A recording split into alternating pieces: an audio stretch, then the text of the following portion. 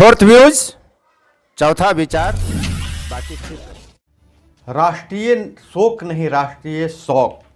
तमिलनाडु के कुन्नूर हादसा में हेलीकॉप्टर में बैठे 14 लोगों में से जनरल रावत के समेत उनकी पत्नी 13 की मौत। वेलिंगटन डिफेंस स्टाफ कॉलेज में एक समारोह में भाग लेने जा रहे थे सीडीएस। जवानों के बीच लोकप्रिय थे सीडीएस।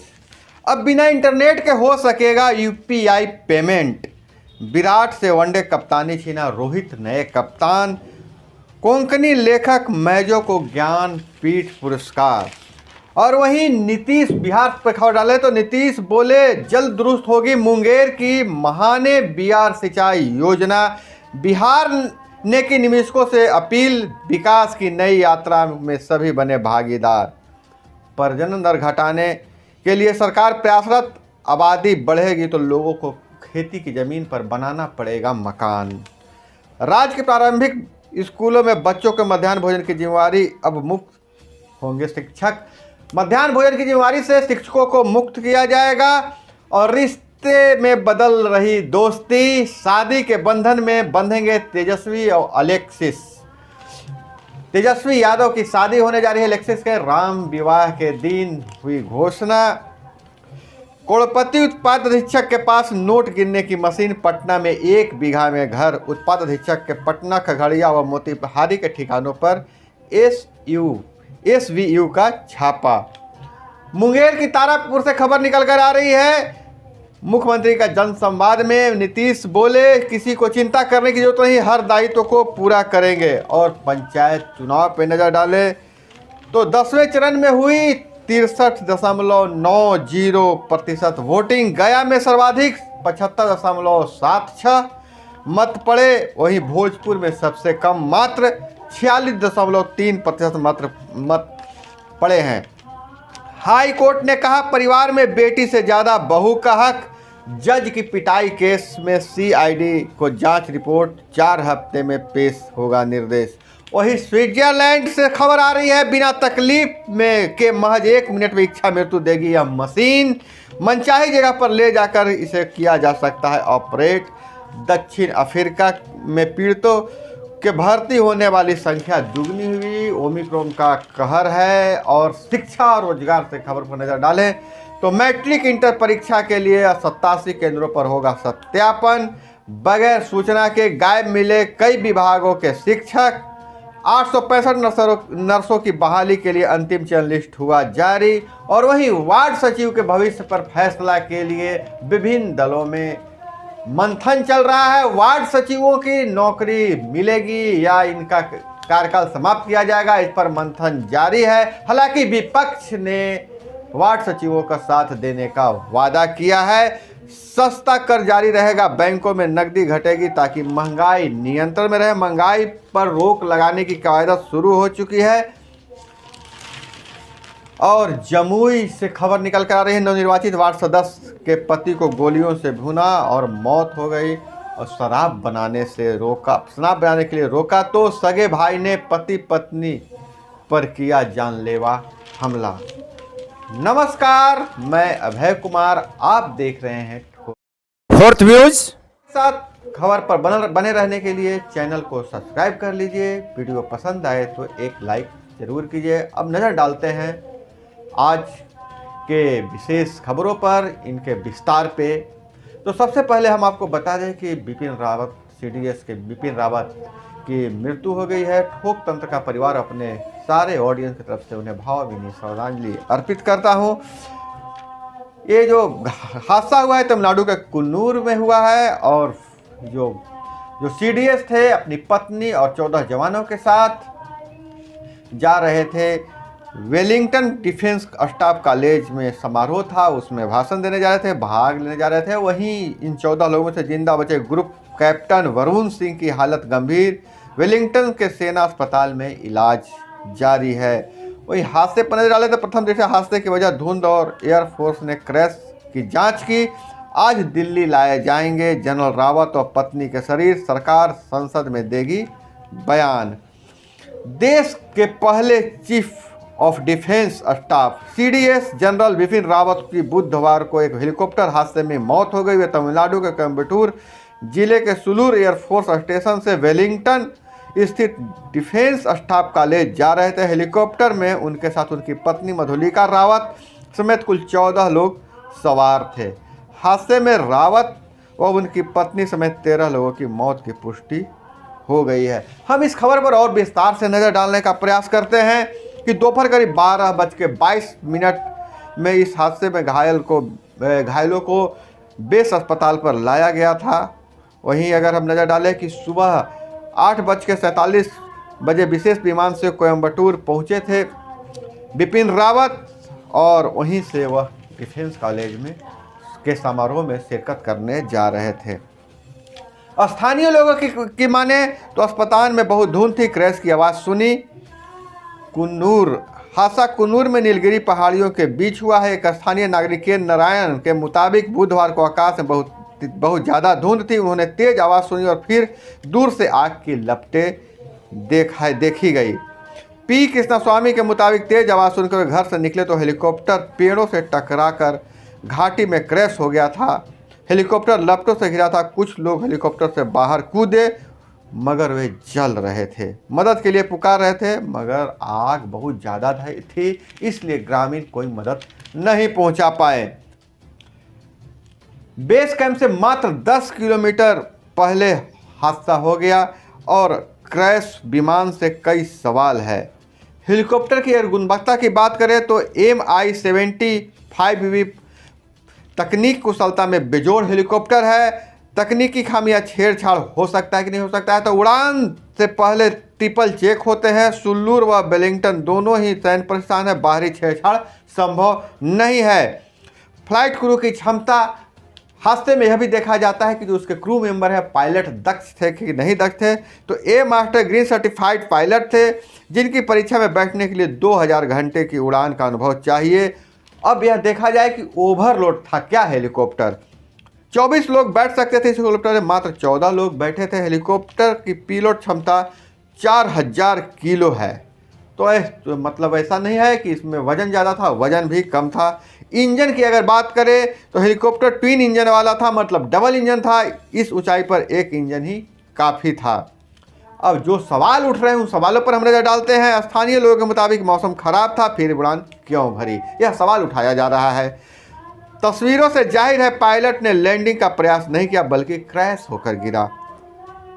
फ्लाइट डेटा रिकॉर्डर और कॉकपिट वॉइस रिकॉर्डर की जांच में ही कारण सामने आएगा। सबसे बड़ा सवाल है कि अगला सीडीएस कौन होंगे। तो यह हेलीकॉप्टर क्रैश से जुड़ी खबर थी जो आपको जानना जरूरी था। इस खबर पर नज़र सभी की है, इसलिए मैंने भी इसे बताना जरूरी समझा। और अगर हम बात करें कि राज्य के प्रारंभिक स्कूलों के बच्चों को मध्याह्न भोजन की जिम्मेवारी से मुक्त होंगे शिक्षकों की हमेशा शिकायत मिलती रही है कि उन्हें मध्याह्न भोजन जैसे कार्यों में लगा दिया जाता है, जबकि शैक्षणिक कार्य करने के लिए उनकी बहाली होती है, उनकी नियुक्ति होती है। ऐसे में उनकी कार्य क्षमता पर प्रतिकूल प्रभाव पड़ता है। प्रारंभिक स्कूलों के शिक्षकों को बच्चों के लिए मध्याह्न भोजन तैयार करवाने और उसे बंटवाने तक की जिम्मेवारियों से मुक्त की जाएगी। इसके लिए शिक्षा विभाग ने शुरुआत कर दी है। पटना जिले के दानापुर, फुलवारी शरीफ, पटना सदर प्रखंड के 204 स्कूलों में कक्षा 1 से 8 तक के 38,000 बच्चों को भोजन परोसने की जिम्मेवारी अक्षय पात्र फाउंडेशन बेंगलुरु को दे दी गई है। बुधवार को इसके लिए शिक्षा विभाग और अक्षय पात्र फाउंडेशन के बीच पीए पोषण योजना के तहत बच्चों को भोजन उपलब्ध कराने के लिए एकरारनामा किया गया है। अब सरकारी स्कूल के जो शिक्षक हैं वो भोजन बनवाने और एमडीएम बंटवाने के कार्य से मुक्त होंगे। एकरारनामा क्या है उस पर हमने थोड़ा सा नज़र डाल देते हैं। केंद्रीकृत रसोई निर्माण के लिए शिक्षा विभाग देगा जमीन। एकरारनामा के तहत शिक्षा विभाग द्वारा बलदेव उच्च विद्यालय दानापुर में अक्षय पात्र फाउंडेशन को एक केंद्रीकृत रसोई घर निर्माण के लिए 50 डिसमिल जमीन 10 वर्षों के लिए देगा। शिक्षा विभाग इस कार्य में भोजन निर्माण व वितरण के लिए परिवहन और मानक के अनुरूप पोषक सामग्रियों के लिए कोई अतिरिक्त भुगतान नहीं करेगा।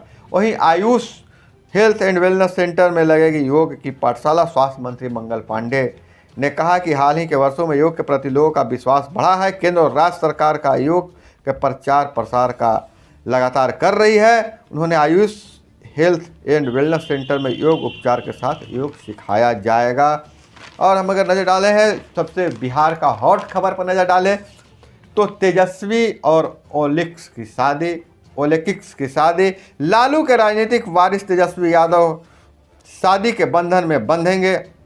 तेजस्वी और ओलेकिक्स, लेकिन ओलेकिक्स जो नाम जो है तो आपको बता दें यह काल्पनिक नाम है। ओलेकिक्स यह काल्पनिक नाम है, असली नाम मुझे भी नहीं पता है, अभी तक किसी को नहीं पता है। तेजस्वी यादव लालू परिवार को ही पता है। ओलेकिक्स की दोस्ती अब रिश्ते में बदल रही है। गुरुवार को दिल्ली में उनकी सगाई होनी है। परिवार के मुताबिक गुरुवार को उनका सगाई के साथ ही शादी का कार्यक्रम भी बनाया गया है।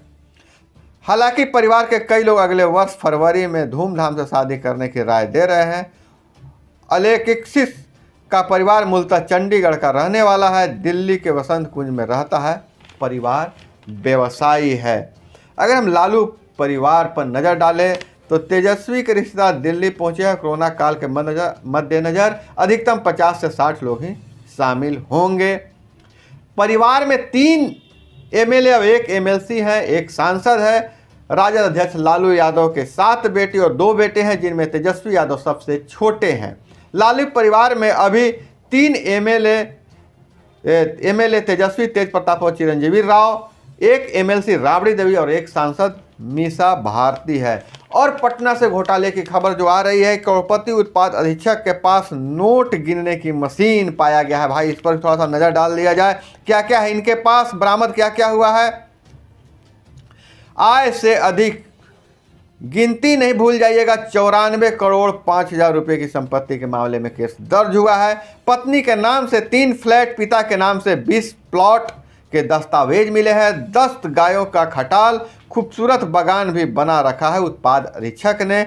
15 पासबुक, 1 लॉकर, 2 पासपोर्ट, टैक्सी का रजिस्ट्रेशन पेपर बरामद हुआ है। वहीं कई जगह निवेश करने वाले इंश्योरेंस के दस्तावेज भी शामिल है। पिता के नाम पर 48.5 लाख की 800 डिसमिल जमीन है। अविनाश प्रकाश पर मनी लॉन्ड्रिंग का भी आरोप है। आय से अधिक संपत्ति के मामले में स्पेशल विजिलेंस यूनिट SVU ने बुधवार को मोतिहारी, पूर्वी चंपारण के उत्पाद अधीक्षक अविनाश प्रकाश के ठिकानों पर छापेमारी कर करोड़ों की चल अचल संपत्ति का खुलासा किया है और उन्होंने संबंधित दस्तावेज जब्त किए हैं। दिलचस्प यह रहा कि SVU की कार्रवाई में अविनाश प्रकाश के ठिकानों से कैश तो हाथ नहीं लगे, लेकिन नोट गिनने की मशीन जरूर बरामद किया गया है। इससे अंदाजा लगाया जा सकता है कि अविनाश प्रकाश के पास कितना पैसा है, पैसे की कमी नहीं है। और जनसंवाद में नीतीश कुमार ने क्या कहा, जनसंवाद कार्यक्रम में लोगों से मिले तथा उसकी मांग और समस्याओं और शिकायतों को सुना, अफसरों को इसे पूरा करने और निपटाने का निर्देश दिया। उन्होंने कहा कि किसी को चिंता करने की जरूरत नहीं है, लोगों की सेवा करना ही हमारा धर्म है, हम अपना हर दायित्व पूरा करेंगे। उन्होंने बिहार व मुंगेर के विकास के लिए किए जा रहे कार्यों के बारे में जनता को बताया। वही हाई कोर्ट का निर्देश आया है कि बहू को परिवार की श्रेणी में रखें। इलाहाबाद हाई कोर्ट ने कहा है कि परिवार में बेटी से ज़्यादा बहू का अधिकार है, वह बेटी की तरह ही परिवार का हिस्सा है। इसके साथ ही अदालत ने सार्वजनिक वितरण प्रणाली में नई व्यवस्था बनाते हुए बहू को परिवार की श्रेणी में रखने का आदेश दिया है। वही पंचायत चुनाव पर अब नज़र डालें तो पंचायत चुनाव के 10वें चरण में बुधवार को औसतन 63.9% वोटिंग हुई। गया जिले में सबसे अधिक 75.76%, वहीं भोजपुर में 46.3% मतदान हुआ। राज्य निर्वाचन आयोग के अनुसार मतदान पूरी तरह शांतिपूर्ण रहा। पंचायत चुनाव के 10वें चरण में 34 जिलों के 53 प्रखंडों में वोटिंग कराई गई है।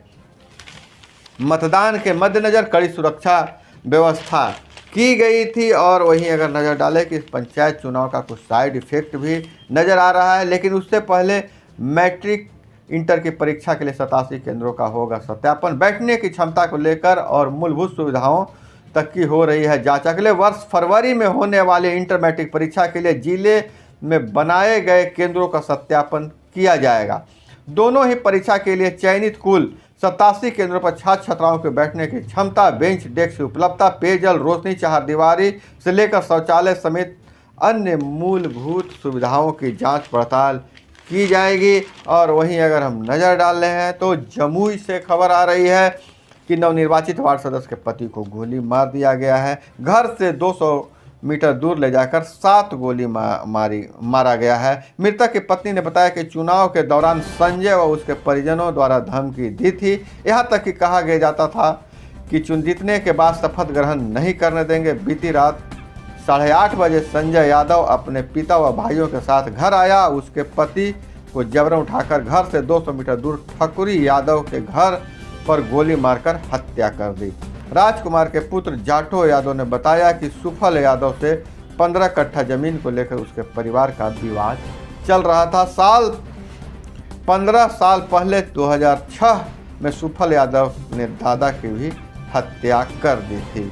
यह चुनावी रंजिश का गजब का परिणाम है। और इस चुनाव में शराब बनाने से रोका तो पति पत्नी पर किया जानलेवा हमला। तो शराब बिहार में बंद है, लेकिन शराब माफिया किसी से भाग नहीं आ रहे हैं, ना ही शराब माफिया पर लगाम लगा पा रही है सरकार।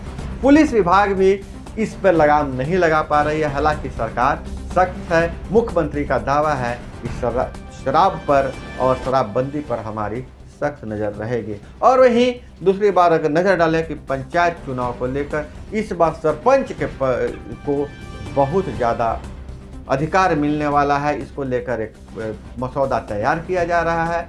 और वहीं जो परामर्शी समिति है, परामर्शी समिति जो राशि खर्च, उनके अनुशंसा पर जो राशि खर्च भी है उसका पेमेंट होगा कि नहीं होगा, इस पर भी सरकार निर्णय ले रही है। जल्द ही फैसला सुनाएगी। आज के खबरों में बस इतना ही। इसी तरह से जानकारी के लिए जुड़े रहिए मेरे साथ। मिलते हैं अगले वीडियो में। तब तक के लिए जय हिंद, वंदे मातरम। फोर्थ व्यूज, चौथा विचार।